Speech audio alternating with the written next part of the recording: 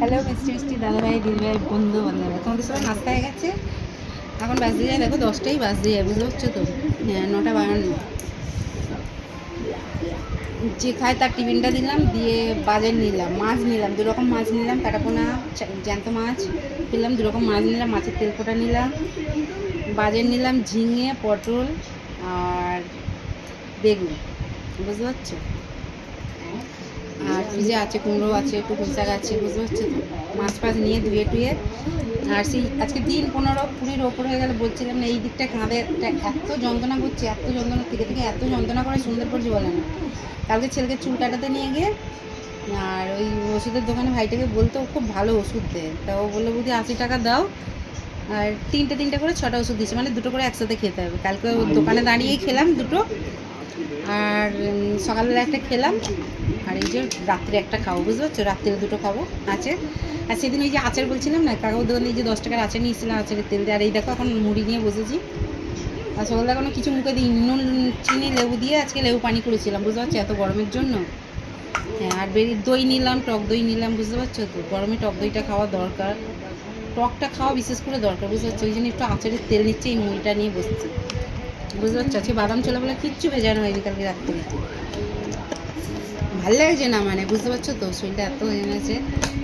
আর ওই জন্যে এখন দেখো মুড়ি ঝুড়ি ভাজা একটু বাদাম নিয়ে বসলাম, একটু আচারের তেলটা নিলাম, বুঝতে পারছি, সাথে খাওয়া বলে।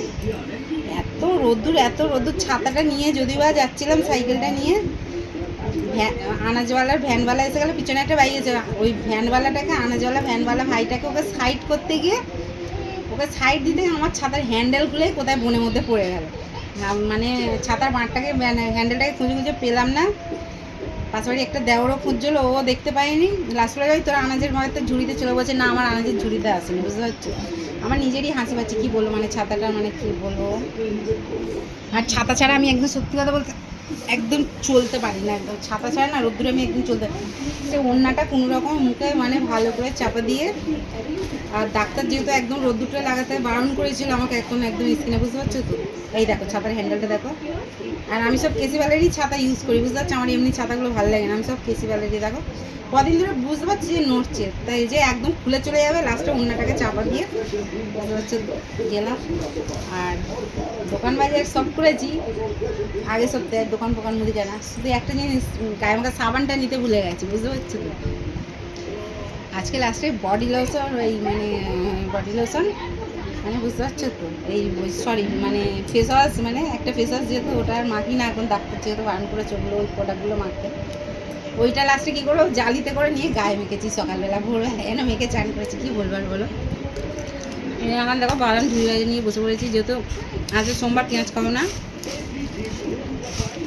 আর ছেলেকে হরলিক্সগুলো দিয়েছে, ছেলে হরলিক্স বিস্কুট খেয়ে নিয়েছে, মেয়েকে ডিম পাউরুটি টোস্ট করে দিয়েছিলাম, যেহেতু কালকে আমরা খেয়েছি ওরা খায়নি, তা ওই জন্য আমি এখানে এই মুড়ি নিয়ে বসেছি, বুঝতে পারছো। মানে এত রোদ্দুর যে বলার না, বুঝতে পারছো। ঠিক আছে চলো তাহলে খেয়ে নিই, যত মিষ্টি দাদাভাই দিদিভাই বন্ধু বান্ধব যত ফ্রেন্ড সবাইকে বলছি, কে কে খাবে তো চলে এসো। আমার দিদিভাইরা খালি বলে তুমি তো ডাকো না, একাই তো খেয়ে নিচ্ছ, ছুটে চলে এসো, দিদিভাই তোমার এই বোনটার সাথে খাবে তো, বুঝতে পারছো। মানে অসম্ভব রোদ্দুর, যেমন রোদ্দুর আর তেমন মানে গরম, বুঝতে পারছো তো। 2টো করে গামছা, পুরাতন গামছা, এত ঘাম মুছি রোজের, মানে আমার 2টো করে গামছা কাচতে হয়, মানে এত ঘাম মুছবো, ঘাম মুছে ঘামের একটা কিরকম একটা গন্ধ ছাড়া বলো না, একদম বিচ্ছিরি গরম, সত্যি কথা কী গরম পড়েছে। ঠিক আছে আমি খাই, তাহলে তোমরা দেখো, বুঝতে পারছো, আর যদি না খাওয়াই থাকে তোমরাও খেয়ে নাও। সবাইকে মুড়ি ঝুড়ি ভাজা বাদাম আচারের তেলে ভালোবাসি। আমার ছেলে বাবু আসছে, দেখি মারো সাবান নিয়ে এসছে। ঠিক আছে চলো চাটা বড় হচ্ছে তো, বলো না একটু শিখতে হবে না, বাজার দোকান করতে তো, তবে তো চালাক চতুর হবে বলো, তবে তো পয়সা কী জিনিস তবে তো বুঝবে বলো। সবসময় ভালো লাগে, আমারও ভালো লাগে না গো, সত্যি কথা, বাজার দোকান করতে, যেটাকেই মানে ঘেনা করতাম সেটাই আমার জুটে গেছে আমার কথা, মানে বাজার দোকান না করলে খেতে পাবো না, বুঝতে কেউ করে দেওয়ারও নেই আমার, ঠিক আছে চলো টাটা।